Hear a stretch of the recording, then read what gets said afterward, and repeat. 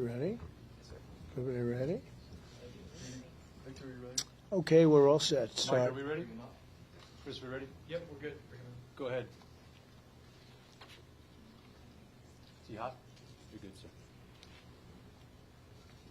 I assume we're on and everybody sees us. I see you, a lot of great-looking faces. Am I correct? Everybody's on, right? If you are, wave. If you're not, just you can leave and go have turkey. Good. I think everyone's waving. Thank you very much. And I'm honored to speak with so many incredible members of the U.S. military and to wish all of you a very happy Thanksgiving.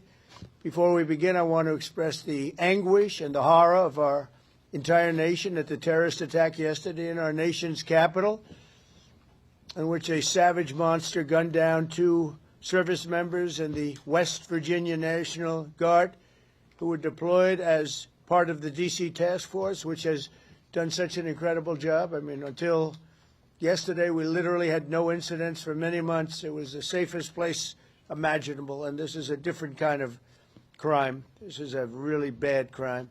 Millions of Americans are praying for those heroes and their families, and I must unfortunately tell you that just seconds before I went on, right now, I heard that Sarah Beckstrom of West Virginia, one of the guardsmen that we're talking about, highly respected, young, magnificent person, started service in June of 2023, outstanding in every way.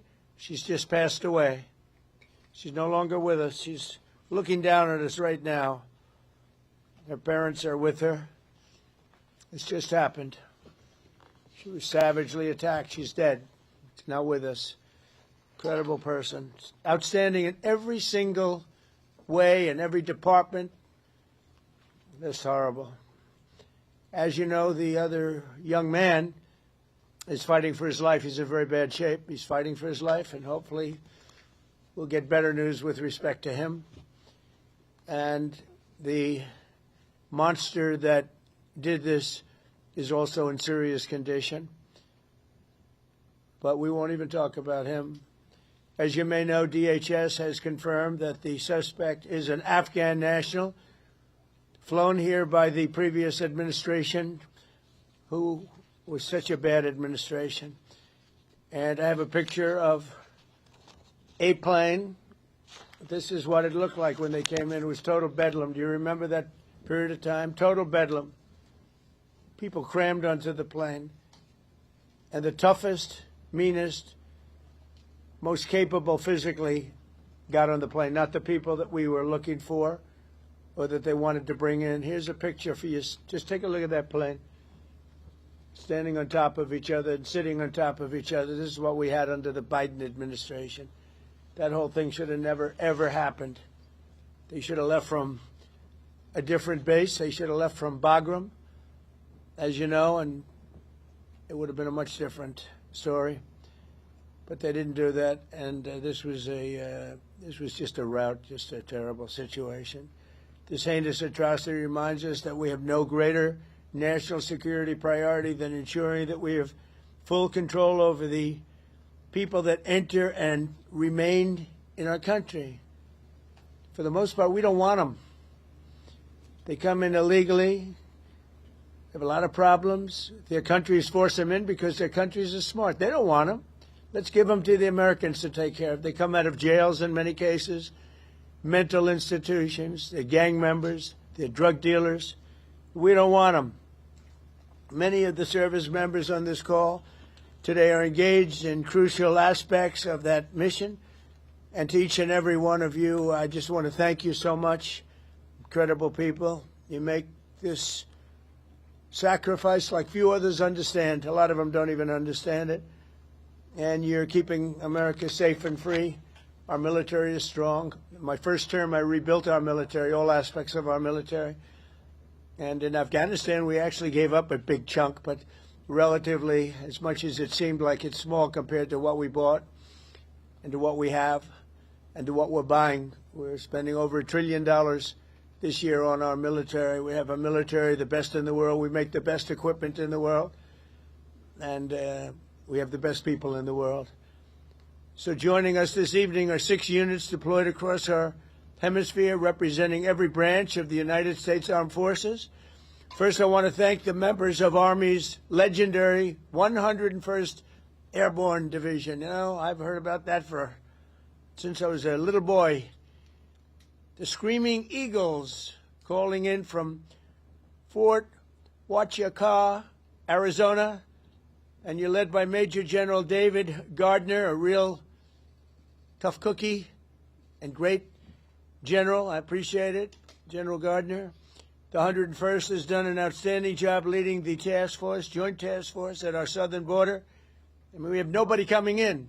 They're not coming in. Under Biden, they were coming in by the millions. Now we have nobody coming in. We have a strong border. Nobody talks about it anymore. I'm not giving credit for anything, just like you guys are not giving credit for anything. We do the greatest job, but that's all right. They don't talk about the border anymore because you know why? Nobody comes in. We had 9 months now where we had nobody coming in, zero. And this is being fed. This is the people that do this they tend to be on the left. They'd love to say millions of people came in through Trump, and they actually said nobody came. Even I find that hard to believe, but they literally are saying nobody came in. And I hope people appreciate the job that you've done and the job that we've all done. But we're stopping the invasion of our country. We stopped it cold. And if you remember, Biden said, I need new legislation. You didn't need legislation. I didn't get legislation. What you needed was a new president. So with your help, we now have the most secure border in American history. It's the single most secure border in American history. So I just want to thank you. And the 101st, I want to thank you very much. The job you've done is amazing, working with all of our great people. We also have the men and women of the U.S. Navy serving as part of the Iwo Jima Amphibious Ready Group under Captain Christopher Farraker. And they're on board the USS Iwo Jima in the Caribbean Sea. Working right by their side are members of the 22nd Marine Expeditionary Unit led by Colonel Tom Trimble. Thank you very much. I think you waved to me because I can see you then. Let's see. There you are, handsome people. They're beautiful-looking people. Thank you. Like Central Cast, I could put you in a movie right this second, and the three of you, and I think we'd have a top grossing movie. You don't have people like you in Hollywood. Part of the 22nd MEU is also serving in Puerto Rico, the 3rd Battalion, 6 Marines, Devil Dogs, led by Major Ross Gilchrist. Where is Major?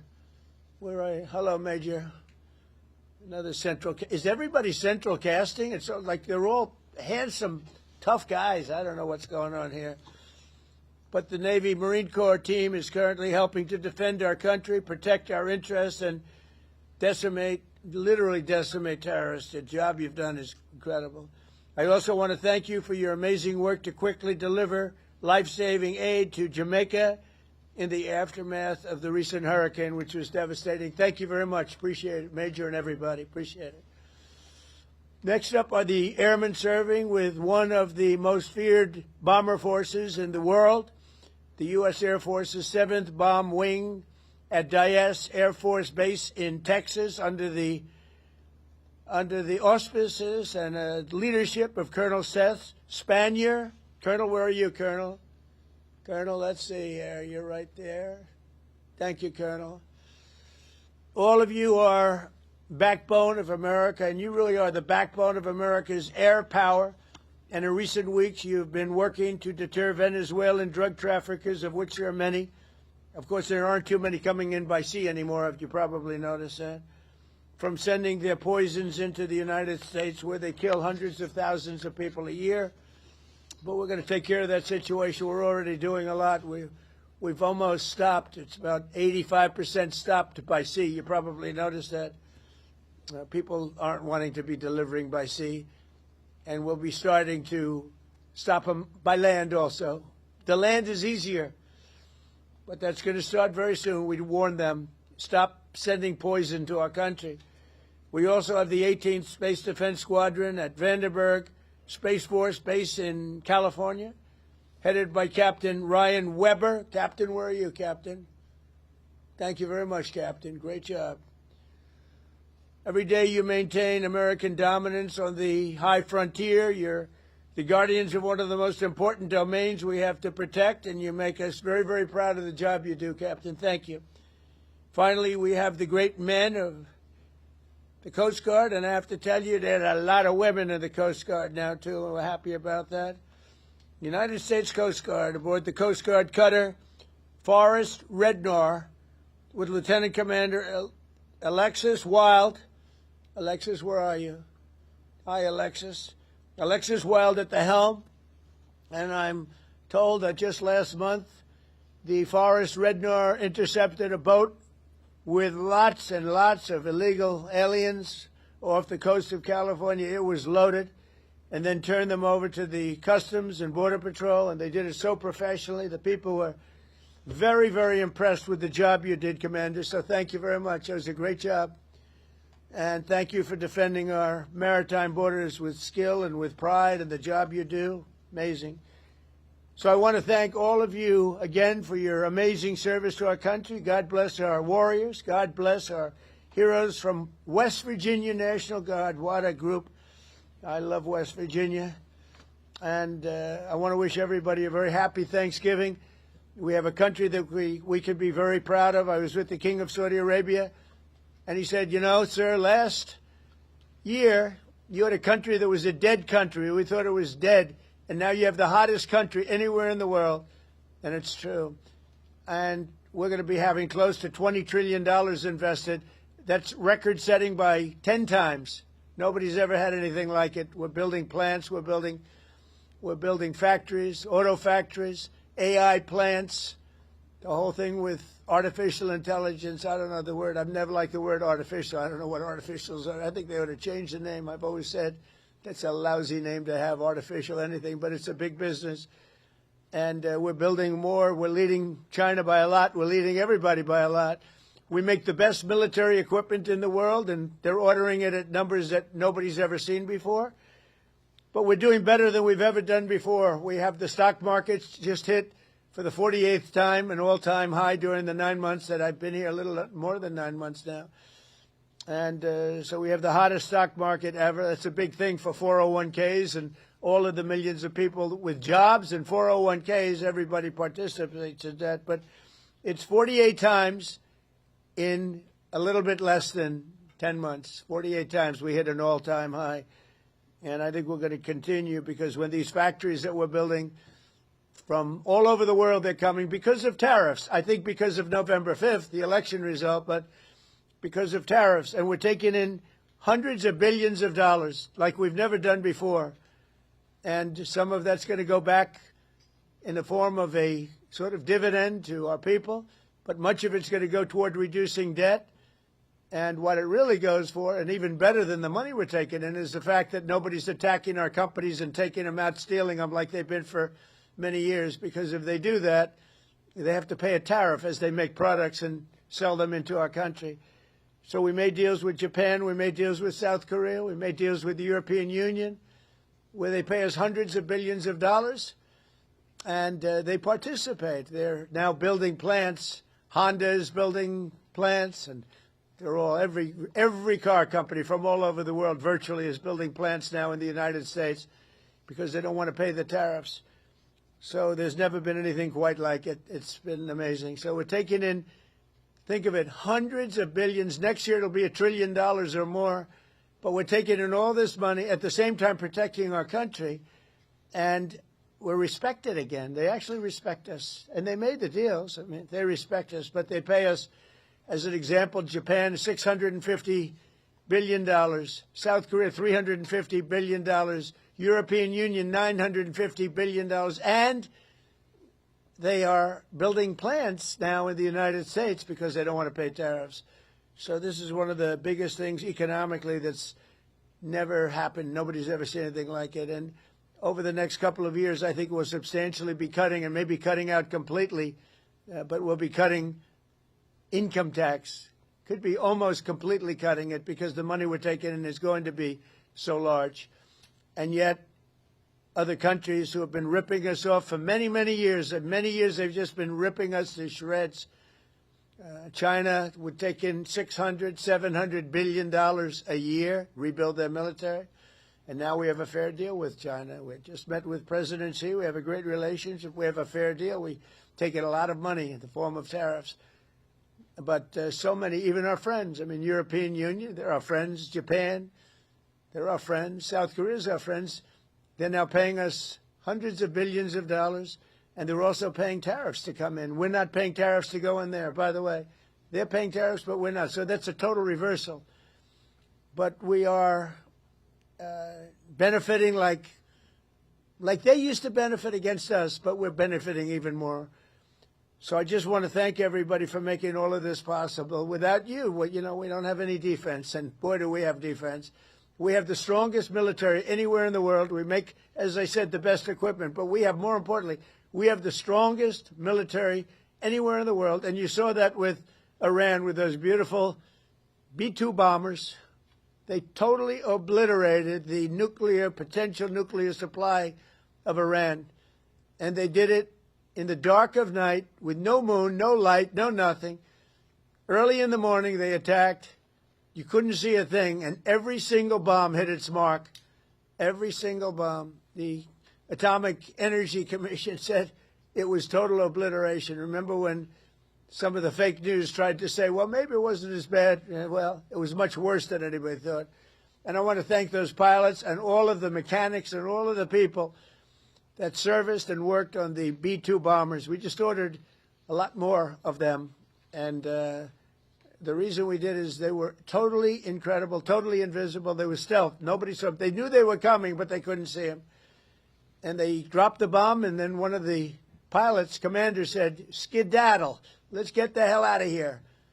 But they dropped those bombs, and they loved doing it. They were so honored. They said to me when they came to I invited them all to the Oval Office, including the people that take care of the machines, because, they flew 37 hours both ways, 37 hours, and there wasn't a sputter from an engine. There wasn't a broken screw. There wasn't a problem. There wasn't a chipped piece of paint. It was a flawless mission. I want to thank General Raisin Kane for that and Pete Hegseth for that. But it was an unbelievable event. We have a country that's so respected again. But when the pilots came to see me, and I gave them a medal, all of them, there were a lot of handsome people. They looked like Tom Cruise, actually. It was very good casting. But I like Tom Cruise, the last of our movie stars, probably. But although we're honoring Sylvester Stallone a little while at the Kennedy Center, so I'm going to put him in that same category.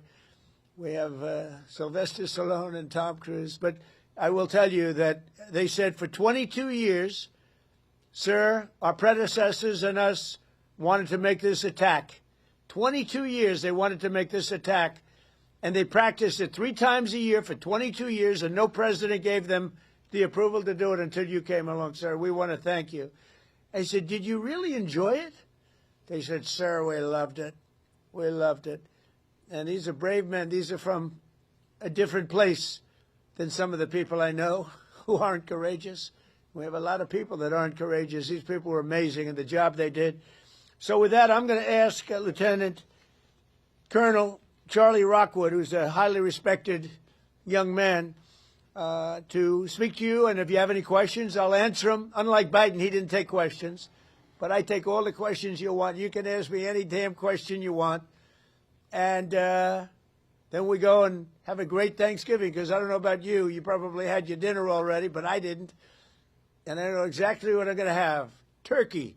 Okay? I believe it's turkey. So, Lieutenant Colonel, if you would, you take over. Go ahead. Yes, sir. We're going to pass it over to Major General David Gardner from the United States Army. Happy Thanksgiving, President Trump. This is Major General Dave Gardner, the commander of the 101st Airborne Division and your Joint Task Force Southern Border. That's right. I appreciate you saying I was tough. Everyone cheered. I assume that means they agreed with you. We are headquartered in Arizona. The service members with me today represent over 10,000 deployed along the 2,000 miles of our border from San Diego to the Gulf of America. We support Customs and Border Protection, U.S. Border Patrol, and as you said, Mr. President, illegal aliens entering our country is at a historic low thanks to our collective efforts. That's right. On the screen behind me, you may be able to see some of the images of us patrolling, reinforcing the border wall. And we're doing that 24 hours a day, 7 days a week, including today, Thanksgiving. Our soldiers, Marines, sailors, airmen, guardians, and Coast Guardsmen were able to have fantastic Thanksgiving meals and engage in traditional football games against each other. We're doing well. We all appreciate you taking some time from your family to speak with us today. And thank you for your support, Mr. President, and happy Thanksgiving. Well, David, thank you very much. And one thing you said in the question or statement, probably I like a statement even better than a question, but I like that because you appreciate what we're all doing together. We're partners. But you said the Gulf of America. And there's a thing that for actually 350 years, 100 years older than us, Mexico, it was called Gulf of Mexico. And I would say to myself, why are we calling it Gulf of Mexico when we have 92% of the frontage and they have, I'm a real estate person at heart, and they have 8%. And I made that change, and it was amazing. It took literally a matter of hours, and it was done. And nobody even, very rarely did they complain. We beat AP, Associated Press, very badly in a lawsuit. You know, they tried to get it stopped because they're not good Americans. I mean, who would want that stopped? But we beat them, as you saw, we beat them very badly in a lawsuit. But other than that, I mean, we had no complaints, and everybody's happy with it except Mexico. I wouldn't say they're thrilled, but they'll get over it. But we now have the Gulf of America, David. The Gulf of, isn't that great? And I'm very proud of it every time I see it. And now it's spoken of routinely. I saw it before. There was some event taking place down by Louisiana, and they said, we're here at the Gulf of America. And they're just talking about it like routinely now. They're not saying like Gulf of America and smiling. It's just routine. It's called now the Gulf of America. So I'm actually very glad you brought it up. That's another one of our many achievements. So thank you very much. Appreciate it. Yes, sir. Thank you, Mr. President. Great job. Please. Sir, before we go on, do you have any questions for the president? Yes, Mr. President, this is Sergeant Major Anderson. I do have one question, sir. Yes, sir. If you were to place a wager between the Army and Navy football game, who would you put your money on, sir? You know, David, I think you should dock him. That's a terrible question. That's how he'll get me in so much trouble. But I'll tell you what I will do. I'll be going, you know, you have one of those teams is having a spectacular year, and one of them, they're both doing well. But I'll be at the game. And I'm going to let you know right after the game who's going to win. It's going to be a good game, and you're going to be watching it. I'd love it. That's a place where we get a lot of cheers when we go in. You know, we won the military vote in the largest number ever gotten by a president, by far, despite the lies that they said about me. You know, they make up stories of lies. They're disgusting people. But we won the military by the biggest vote in the history of our election. So I like the military, but I like the Navy. And I like the Army a lot, and I'm going to be at the game, and I don't know if you're going to be there. You're pretty far away, but we'll be thinking about you. And I'll be thinking about that wise guy question you just asked me. Thank you very much.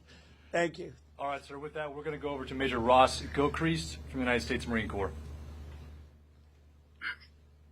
Good evening, Mr. President. The Marines and sailors in this room from Battalion Landing Team 3-6 are ready, capable, and lethal to support readiness and lethality in support of Operation Southern Spear. We're here in Camp Santiago, Puerto Rico, conducting sustainment training, and recently we conducted a mobile training team employing first-person view attack drones, conducting 2 day strikes and the first ever 3 night strikes in the history of the Department of War. This represents a milestone in our combat lethality, increasing the capability of the Marine Corps and the Joint Service.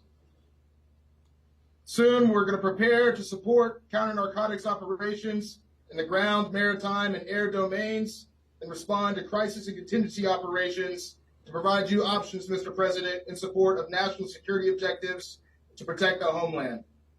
Marines and sailors of BLT 36, the Hellhounds, are ready. We're the first to fight and at the tip of the spear as an expeditionary force in readiness. Thank you for your support, Mr. President. Semper Fidelis. Happy Thanksgiving.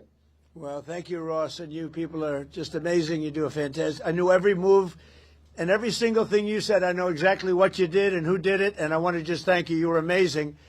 And Border Patrol and all of the people here, you know, Border Patrol, every single one of them, these are great people. ICE, You know, ICE gets not the credit they deserve. They are unbelievable, tough, smart, and they're unbelievable patriots. So, Ross, thank you very much. You really have done a great job. We appreciate. We love working with you. Thank you. Thank Ross, you, Mr. before we President. go over to the Navy, do you have any questions for the President? Anybody have any questions? Good afternoon, sir. The only proper response to the Colonel from Fort Huachuca is "Go Navy, beat Army." Okay, I got to remember that. Thank you very much. They're going to have a great Sure. game. Thank you very much. All right, sir. With Yes, that, sir. we're going to move over to Captain Chris Farraker from the United States Navy. Okay. Yes, sir. Sir, on board here, Iwo Jima, proud commander of the U.S. Iwo Jima Amphibious Readiness Group, along with the 22nd New Expeditionary. You already met my one brother from Central Casting, Colonel Tom Trimble, and my other brother is Colonel Rick Shooter Haley.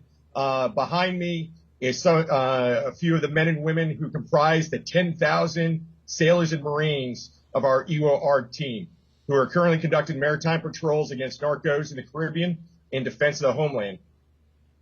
Yes, sir. As you know, that we have also, besides the missions that you know about, sir, we also reinforced the embassy in Haiti. We're getting engaged on a routine basis, both receiving fire from some of those gang members and returning fire, defending that embassy. We've also opened up operations down here in the south, conducting expeditionary advanced base operations at Roosevelt Roads, where Major Ross Gilcrease and the team are currently training. We've also done, as you mentioned, Mr. President, humanitarian support to Jamaica. We're proud to be part of this Navy Marine Corps team and be part of the defense of the homeland, sir. Thank you. Thank you very much. And really great job. Would anybody Sir, I'd in like to the... say more. Yes, go one ahead, more- please. The First Lady came down to North Carolina Right. last week and visited the Marines and Sailors Camp Lejeune, and my wife and my daughter and my two sons were able to meet the First Lady That's right. and get a picture with her. She was truly gracious, and we really appreciate the time that she spent with the Marines and Sailors. That meant a whole lot to a whole lot of people down in North Carolina, sir. Well, thank you very much. And she had enjoyed it, and she mentioned that, meeting your family. And she said those people are in good shape. They're in very good shape. I don't know if she's referring to me when she says that, because I don't know. That could be a little slight. But she was very impressed with everything she saw. Thank you very much. Sir, before we go to the Navy, Captain Farraker, do you guys have any questions for the President? I do have one selfish one, sir. My daughter's 9th birthday is here in a few days. I was wondering if I could get a happy birthday, Catherine, from you, sir. And her first name is? Catherine, sir. Well, Catherine, you have a father who's a great hero and a great man and highly respected. Happy birthday, and take good care of him. Thank Thank you, you, sir. very much. Appreciate it. Say hello to her. All right, Anybody back there have a question?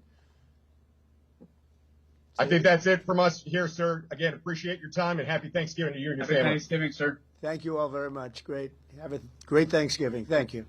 Sir, with that, we're going to go over to Colonel Seth Spanier from the United States Air Force. Happy Thanksgiving, Mr. President. I'm Colonel Seth Spanier, 7th Bomb Wing Commander. And here with me I have Lieutenant Colonel Brian Guyette, our 28th Bomb Squadron Commander, and Major Joseph Spada, our 28th Bomber Generation Squadron Commander. And we're here representing the 4,000 men and women stationed at Dyess Air Force Base in Texas, employing the mighty B-1. Good evening, sir.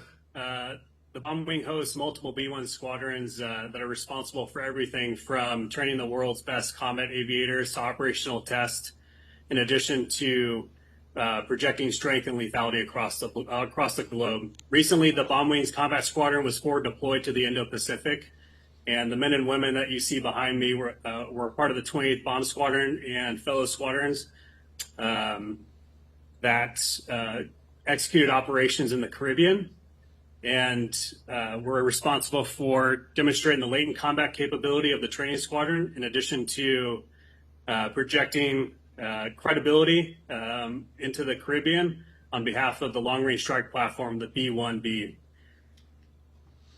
Well, thank It's you currently very off much. station at Nellis Air Force Base, Nevada. Thank you very much. And I don't know if you know, we have more planes on order in terms of dollars and planes itself, and they have a new one, the F-47. And I didn't name that.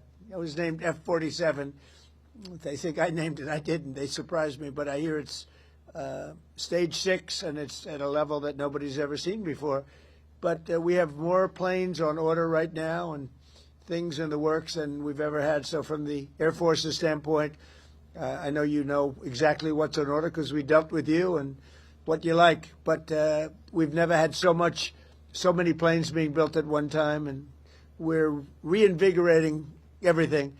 I know the F-35 has been very good, and we're working on some maintenance issues to get some of them back sooner, as you know, because some of them are out, and rather than having them sit there, we're getting them fixed. Should have happened a long time ago. But we've never been in the position where we've ordered so many, and I think the Air Force has to be very happy about that.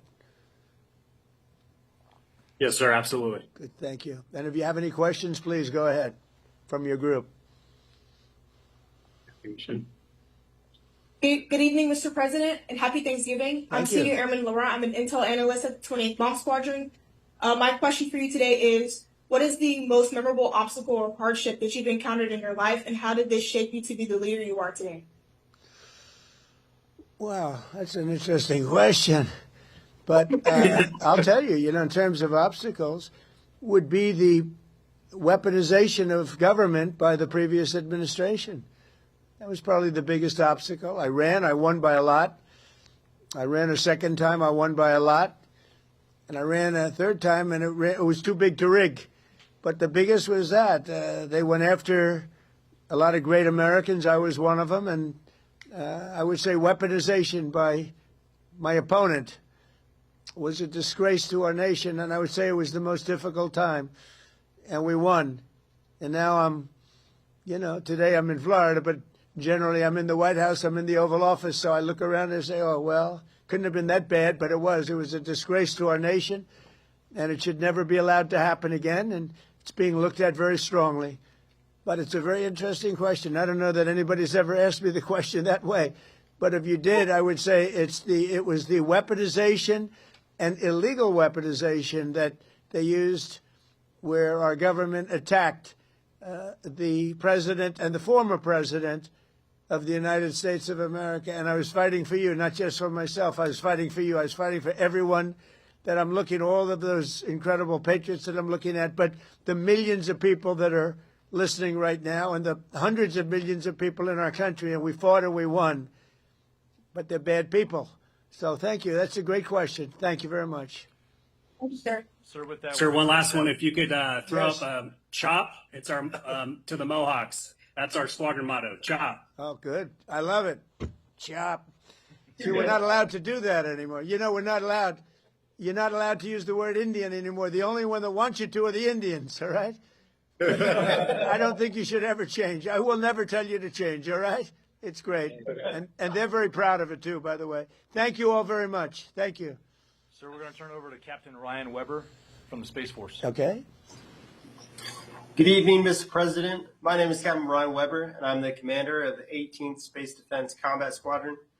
Today with me, I have Delta Crew. They're working the holiday swing shift right now, which is led by Lieutenant Cunningham and Sergeant Jackson. We also have 5 orbital analysts with us today. Our mission here at the 18th is space domain awareness, tracking everything to, in, and from space, whether that's a launch, satellite reentry, or maintaining the catalog of 48,000 objects in space. It's been a historical year for 2025. We've had over 273 space launches to this year, 174 of those being from the U.S. And we're just grateful for our newly operationally accepted system to lead the way for the world in space domain awareness. Well, I know all about it because that was my baby, Space Force. So I can't say I have any favorites because I don't want to do that. But I'll tell you, I have a real love for Space Force. And as you know, I did that. We put some very good people in because we were losing to China and Russia substantially. And now we're leading China and Russia substantially. And as you know, Biden came in, he wanted to terminate Space Force. He thought it was funny. He thought it was so funny. The military didn't think it was funny. And he was met with a great force. And the force said, you're not doing you're not doing this. But I think it's going to go down as one of our most important, it's as technology goes. The things we're doing now in space are unbelievable. And I think it'll be one of the truly great things that this administration did. I did it in my last term. But we really had great people there, and we're dominating space now. We're dominating it. We were losing it to both China and Russia at the time. We had no Space Force. And so we created this incredible group of people. They came together, and they created something very special. And I'm very proud of all of you for being involved. It's going to be one of the most important things I think that I've ever done. Thank you. Ryan, before we Thank move on you, to the sir. Coast Guard, does anybody from your team have a question for the President? The one question I would have, sir, is what do you see for the future for the Space Force? How do you expect it to grow as we build out as a branch? I just think it's unlimited. I think it's, in terms of technology, in terms of, the others have been here for a long time.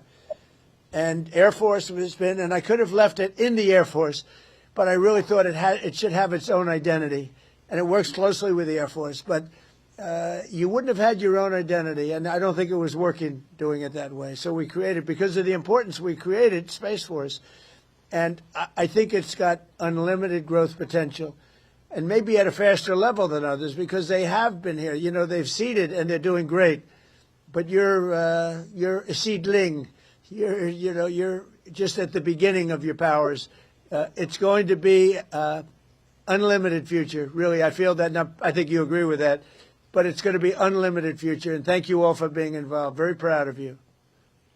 Thank you. Thank you, sir. On behalf of the 18th, thank you for your support and happy Thanksgiving. Well, you have my support totally, and you too. Happy Thanksgiving. Thank you very much.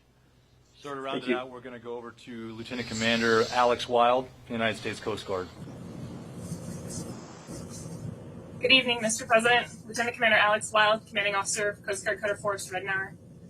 We're currently patrolling the southwest border off of the coast of California in support of Operation Border Trident to protect the maritime boundary. With a crew of 25, our fast response cutter has contributed to mission success in securing the border, as you mentioned. Last month alone, we had 3 at-sea interdictions and apprehended 45 illegal aliens. I'd like to recognize, to my right, the boarding team and pursuit team from our most recent interdiction. To my right, Lieutenant Junior Grade Fuller, Bosun Mate First Class Garcia Cosby, Electrician's Mate First Class Areza, Bosun's Mate Third Class Gerhards, and Machinery Technician Second Class Simano. We've had a real nice day, as you said. It's been pretty quiet on the water, to be honest. Our 2 culinary specialists gave us a real treat today for Thanksgiving by smoking 2 turkeys. And this evening we'll be trying to have some trivia here on the mess deck.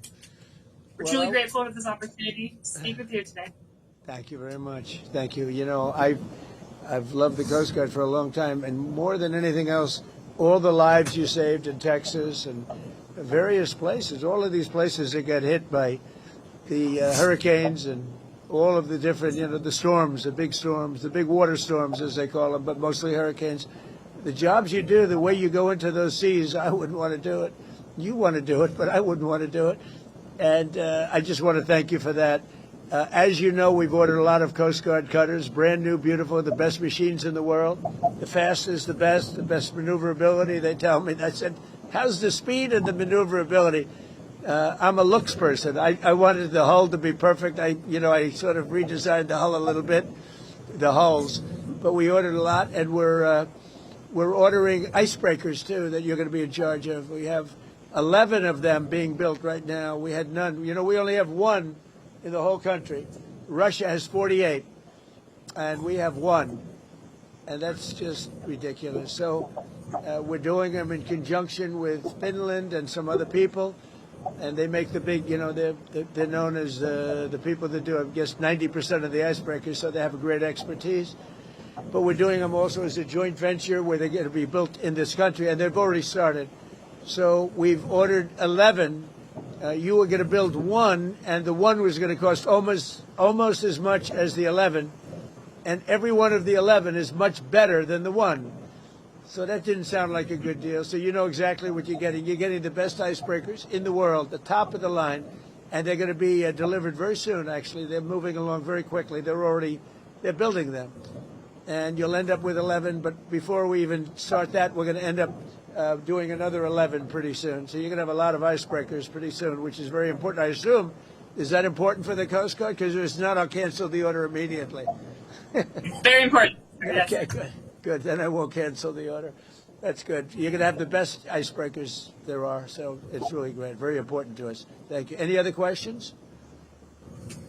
Yes, Mr. President. Yes. I'm Petty Officer Riza. First question is, what is your true golf handicap, not according to fake news? And are you and President Biden going to play that golf match? I'd love to. I mean, I've invited him, but he doesn't want to show up. Look, I know a lot about golf. I've won 38 club championships, and I don't get to practice much. I won one last year. I won a club championship at a big club, beating a 27-year-old kid. I said, you know, I'm decades older than you, but I said, the fairway doesn't know how old you are as you walk up the middle, and he's in the rough. And I've been a good golfer over the years. When you win, you know, club championships are our majors. You know that. Most people can't play in them. They won't. We're talking about no strokes or anything else. So I'm a very low handicap, and I've won 38 of them legitimately, everyone legitimately. It has to be legitimate because you have a lot of people following you during club championships, as you know. So I guess I'm very, I got to be right around scratch or better. I beat a +3. That's 3 better, 3 below par. You know, if you look at it for those that don't know. In the finals of the club championship last year with all I was going through and with no practice. So I'm a good golfer. Yeah, I would have to say that. I want to be honest. I have to be honest. I played with Bryson DeChambeau on his show, you know, the Breaking 50, and we had a good time. But a lot of people thought that was a great ratings hit, and we had a lot of fun. But golf is great. It's sort of a microcosm of life, and you have a lot of people talk, but they can't play. Like Biden. Biden can't hit a ball 30 yards. I'm telling you. I looked at his swing. He cannot hit a ball 30 yards. He said he was a 6 handicap. He said that was the only thing that made me angry during the debate with him. He said he was a 6. I said, you're not a 6. And he said, well, I'm an 8. I said, that was quick. I picked up 2. But he's not 100. He's not 100. So, but it's a great game, and I hope you guys get to play a little bit of it. But frankly, I'm more excited about the icebreakers, if you want to know the truth. So anyway, I want to thank you all. Great job. Coast Guard, great job. We're proud of you. You're going to have the best equipment in the world, and it's coming rapidly. Thank you very much. Thank you. Thank you for your support, President. So that concludes the presentations. If you have any closing remarks, that'll be it. Well, I do have closing remarks. I just want to say how proud I am. You look at the people that we just dealt with. These are the top people in our country. These are just beautiful people inside and out. They're brave. They're smart. They're brilliant. And I just want to say it's an honor to be with you. It's an honor to be working with you. We have the strongest country we've ever had. We make the best equipment in the world. We have the best military in the world. Nobody can even come close. And everybody knows it. And they respect us now again. A year ago, 2 years ago, 4 years ago, 3 years ago, they didn't respect us at all. They laughed at us. Nobody's laughing anymore. So I just want to thank you all very much. I'm very proud of you. Thank you. Thank you. Thank you very much. Okay. We can cut that then. We can cut that. Hello. Mr. President, good to see you. Thank you so much. Happy Thanksgiving. Thank you. You too. A question about this tragic shooting in Washington, D.C.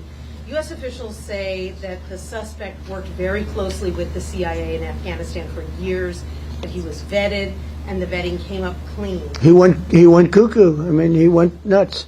And that happens, too. It happens too often with these people. You see them. But, look, this is how they come in. This is how they're standing on top of each other. And that's an airplane. There was no vetting or anything. They came in unvetted. And we have a lot of others in this country. We're going to get them out. But they go cuckoo. Something happens to them. Your DOJ IG just reported this year that there was thorough vetting by DHS and by the FBI of these Afghans who were brought into the U.S. So why do you blame the Biden administration? Because they let them in. Are you stupid? Are you a stupid person? Because they came on a plane along with thousands of other people that shouldn't be here, and you're just asking questions because you're a stupid person. And there's a law passed that it's almost impossible not to get them out. You can't get them out once they come in. And they came in, and they were unvetted, they were unchecked, there were many of them, and they came in on big planes, and it was disgraceful. And if you look, you'll see there was a law passed. It makes it almost impossible not to let them in, not to certify them, so to speak, once they come in. And they came in, and they shouldn't have come in. And frankly, the whole thing was a mess. The whole Afghanistan situation was a mess. It should have never taken place. If we're going to go out, and we would have gone out because I had everybody ready to go, we were going to go out with strength and dignity and precision, and we would have left from Bagram, and we would have kept Bagram, by the way, because of its very close relationship to China and where they make their missiles. But when you let the people come in by the thousands and thousands and thousands, they made a terrible mistake. But they were incompetent. Yeah. Yeah, Mr. President, thank you for having us here tonight. Have you spoken with Sarah and Andrew's family? We have a call in a little while, actually, right after this.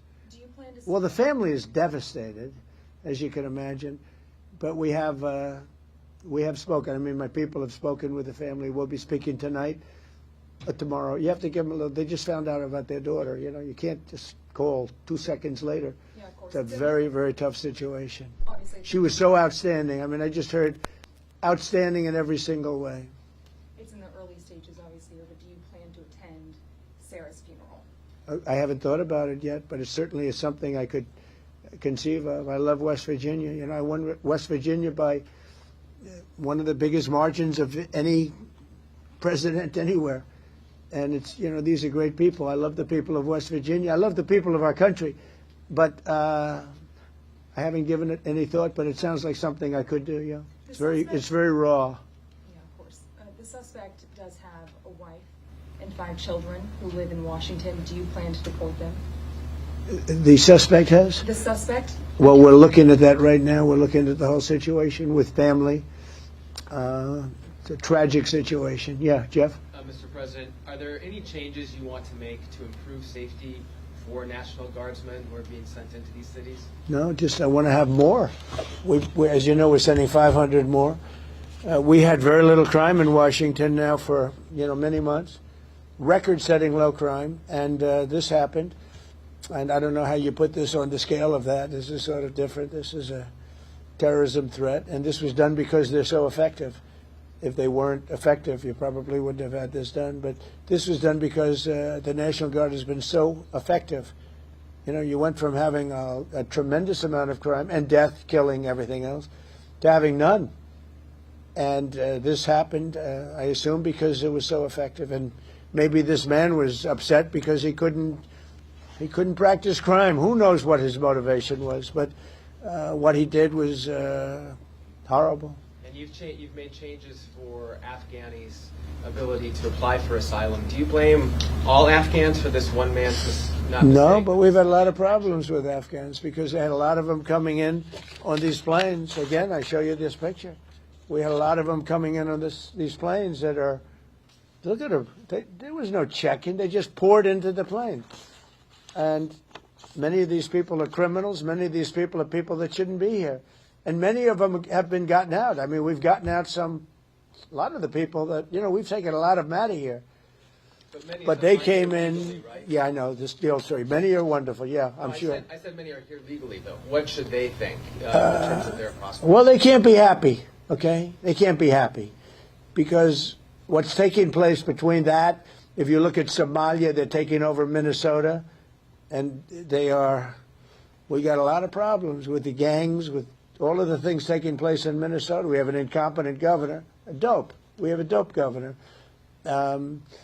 They can't be happy about what's going on. And if you talk about the Afghans, you know, there's a problem because so many bad ones came in on the planes. They just walked in. Whoever the strongest people were physically in a way, but whoever the strongest, they got on the planes. There was no check-in.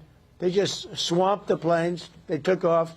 We had no idea who they were. Yeah, do you want to ask a question behind? Me? Hi, sir. Happy Sure. Thanksgiving. Hi. What do the Somalians have to do with this Afghan guy who shot the national? Nothing, but Somalians have caused a lot of trouble. They're ripping us off for a lot of money. There's a tremendous amount of money going back to Somalia. What the hell are we paying money to Somalia for? But they're ripping off our country at a level that few people have been able to see before. That's about the only thing. You talk about competence. We have Ilhan Omar, who does nothing but complain about our country and our Constitution. And she comes from a country with practically no country. It's devastated. It's crime-ridden. It's a mess. It's a disgrace. And we took their people at a tremendous. We're not taking their people anymore. We're not taking their people, and we're getting a lot of their people out because they're nothing but trouble. Okay, thank you very much, everybody. Go ahead. I have a question about this asylum claim that is being floated. Of course, you just detailed that this suspect was flown in under the Biden administration. Yeah. But was he granted asylum under your administration? When it comes to asylum, when they're flown in, it's very hard to get them out. No matter how you want to do it, it's very hard to get them out. But we're going to be getting them all out now. Thank you very much. Thank you. Mr. President. Thank you, sir. Here, take that picture if you want it, press. Mr. President, what are you most thankful for this Thanksgiving? The fact that America's great again. We've made America great again. America was a dead country. We've made America great again. Here you go. Got it? Thank you, Mr. President. Happy Thanksgiving.